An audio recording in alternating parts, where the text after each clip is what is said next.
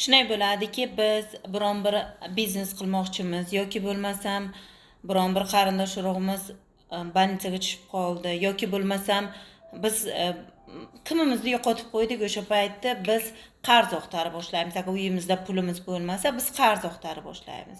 Qarz oqtaramizda, shu qarz oqtarganimizda shunday bo'ladiki, bizga birdaniga yo'q deb javob berishadi-da. O'shanda yo'q deb javob bergan insonlardan biz xafa bo'lamiz.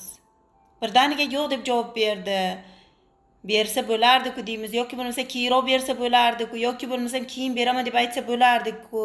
Meni hozir boshimda g'amim, tashvishim bo'lganida menga birdaniga yo'q deb javob berdi deb o'zimizcha qalbimiz og'riydi.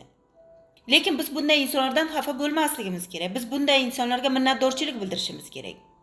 Chunki ular bizni vaqtimizni olmadi. Ular bizni vaqtimizni sarflamadi. Ular bizni vaqtimizni hech narsa qilmadi, shunday joyiga kesdi qo'ydi.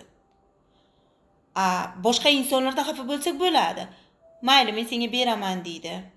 Yoki bo'lmasam nima, shu bugungina ishlatib qo'ygandim. 1 soat oldin kelib so'rasang bo'lardi-ku.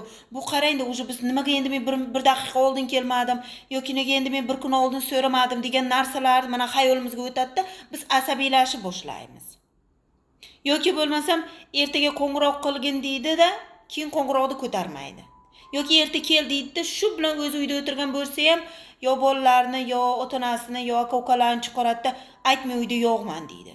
Mana bunday insonlardan xafa bo'lsak bo'ladi. Chunki deganda bular bizni vaqtimizni olyapti.